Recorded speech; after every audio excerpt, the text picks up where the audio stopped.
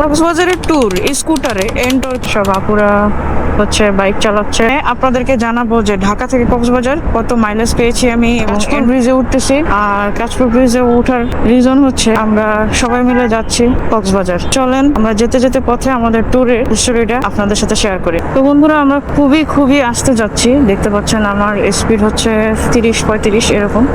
তো একটা জ্যামও ছিল অবশ্য মাঝখানে, সুযোগ পেলে আমরা সবাই টানতেছি। যেহেতু একটা পিক আওয়ার, মানে এই সময় অফিসে সবাই বের হয়, প্রত্যেকটা জেলাতেই তো মানুষের অফিস থাকে। এই টাইমে আমরা সব গার্লসরা মিলে রওনা দিচ্ছি। এই যে দেখেন সব আপুরা হচ্ছে বাইক চালাচ্ছে, আপু চালাচ্ছে R15M, আর আমি হচ্ছে নন ইয়ামাহা ইউজার হিসাবে যাচ্ছি। তো এবারের সুযোগে নন ইয়ামাহা ইউজারও যাচ্ছে, আর আমিও সুযোগে সদ্ব্যবহারটা করে নিলাম। আর স্কুটারটা অনেক সুন্দর করে সার্ভিস করেছি আমি গতকালকে রাত্রে, ঠিক 11:30 বেজে গেছে এটা সার্ভিস করতে করতে।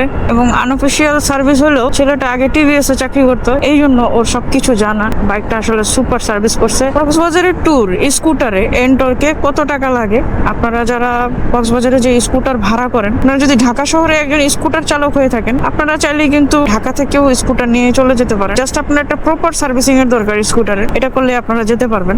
আর দরকার সবচেয়ে বড় যেটা দরকার সেটা হচ্ছে মনোবল। স্কুটারের ছোট চাকা, সেটা যদি আপনারা জেনে যেতে পারেন ঢাকা থেকে কক্সবাজার বা অন্য কোনো জেলায়, সেক্ষেত্রে আপনাদেরকে এনাফ কনফিডেন্ট হতে হবে। এন্ড দেন হচ্ছে স্কুটার নিয়ে আপনারা যে কোনো জেলায় যেতে পারবেন। কারণ ইন্ডিয়াতে এন্টর নিয়ে লাদাখ, মানে পাহাড় পর্বত, এটা মানে যাওয়ার অনেক রেকর্ড আছে।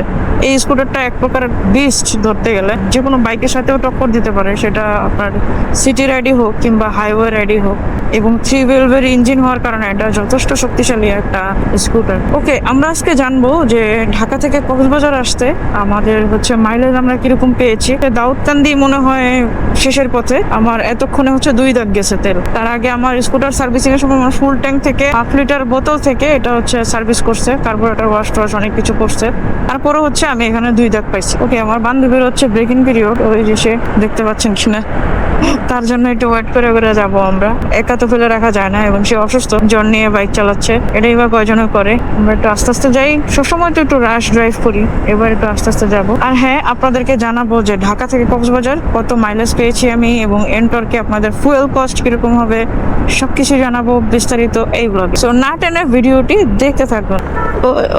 উঁচা নিচা বড় চাকা হলে এই সমস্ত রাস্তাতে আসলে চালাইতে কষ্ট হয় না, বাট ছোট চাকা স্কুটার যখন চালাবেন ঢাকা টু কক্স রোডে, চিটাগাং কুমিল্লা রোডে, এই ধরনের রাস্তাগুলো পড়বে, একটু কষ্ট হবে, বাট ব্যালেন্স করে চালাতে হবে আপনাদের।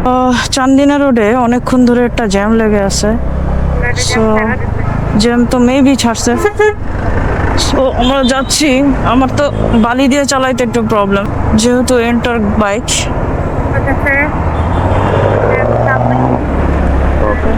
উফ, চান্দিনার অবর্ণনীয় জ্যাম থেকে আমরা সম্ভবত রক্ষা পেয়েছি। আমরা আস্তে আগাই, আনা সমস্যা হয়ে গেছে। যতদূর পারি টেনে চলে যাই, কারণ হচ্ছে মডার্নের ব্রেকিং পিরিয়ডের বাইক কক্সবাজারের মতো রোডে ব্রেকিং পিরিয়ড না পার করতে পারলে ওরকম সমান্তরাল রাস্তা নাই। চিন্তা করছো এই জ্যামওয়ালা রাস্তায় চাচার বাচ্চা চাচা উল্টা যেতেছে। ওয়েল বন্ধুরা, দেখলেন তো কি জ্যাম, এর মধ্যে দিয়ে আমরা পার হচ্ছি। পুরোটা রাস্তা লাল, আর অল্প একটু সামনেই হলুদ। তো আশা করি জ্যামটা সামনে গেলে ছুটে যাবে। ইচ্ছা ছিল মায়ামিতে খাবো, বাট মায়ামিতে মনে হয় না দাঁড়াইতে পারবো, বিকজ এরকম একটা জ্যাম যদি আমরা দাঁড়াই, কুমিল্লাতে একটা রিস্ক আছে। যেমন ধরেন এখানের জ্যামটা ছুটে হয়তো আরো সামনে চলে যাবে, তখন আমরা আবার কুমিল্লা থেকে বেরোইতে অনেকটা সময় চলে যাবে। তো খিদেটা যদি কনসিডার করে এক পাশে রাখি, তাহলে আমার মনে হয় বেটার কুমিল্লা থেকে বের হয়ে আগে যাওয়া ভালো। আসো আমরা কাদা দিয়ে চলে যাই। শুধু চাকা তো, তারপর একটু কষ্ট করে যেতে হবে, আর কি কিছু করার নাই। এই যে দেখেন জ্যামের গোড়াটা এটা। আর সমাবেশ আসলে কিছুই না, এখানে শুধু একটা জ্যাম লাগা রাখছে। এখানে সম্ভবত হাটের দিবস আজকে, এখানে হাট হইতেছে, হাটের একটা জ্যাম, সম্পূর্ণ একটা নাই জ্যাম। আসলে এই হাসিনা সরকার যাওয়ার পর থেকে আমি একটা জিনিস বুঝলাম না, কক্সবাজারে যে কবার আসলাম দেখলাম এরকম জ্যাম, মানে সম্পূর্ণ রাস্তা এরকম জ্যাম। এটার কারণটা কি? মানে প্রচুর অবৈধ গাড়ি বেড়ে গেছে নাকি? কি কারণে এত জ্যামের কারণটা যদি আপনারা জেনে থাকেন, আর কোনো ট্রাফিক পুলিশ বা কেউ যদি দেখে থাকেন, একটু জানায়েন কমেন্টে। আসলে জ্যামটা কেন সাধারণ পাবলিক জানতে চায়। অবর্ণনীয় জ্যাম। এরকম জ্যাম থাকলে মানুষ প্লেনে আসবে, আর নয়তো ট্রেনে আসবে, বাসে বাইকে এগুলাতে আসা বন্ধ হয়ে যেতেছে দিন দিন।